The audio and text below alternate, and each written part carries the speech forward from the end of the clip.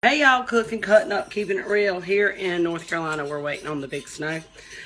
So, shout out to all my friends in North Carolina because I'm trying to clean out stuff today and put up Christmas stuff and sort of play catch up. And to be honest, I start cleaning out my pantry and I find all kinds of stuff that may go bad if I don't use it. That kind of thing, like half a pack of crackers that I didn't use for Christmas. That are still good, but you know, they're going to be borderline quickly. So a couple bags of popcorn. So I decided to make white trash popcorn, and I wanted to show you how to do that. It's a great snack for, you know, being cooped up in the house for movie night, whatever. It makes a great gift as well. But I have boys in and out all day today that are hunting, and I don't really know what they're doing. But anyway, I thought I'd have some of this on hand. So what I've done is I have mixed up, I've actually taken a bunch of stuff out of my pantry.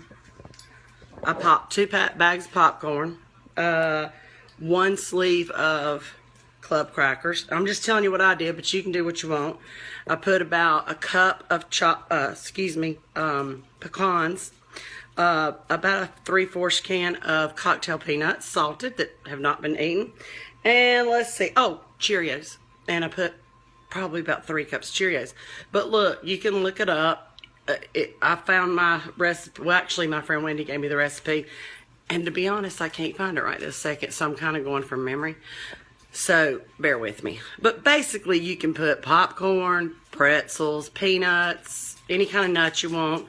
Crackers. I put some Cheez-Its in there, and I put it in a pan that I sprayed. I put my oven on 250, and I have boiled 1 stick of butter and half a cup of brown sugar, and that has come to a rolling boil. I'm going to turn the heat off of it.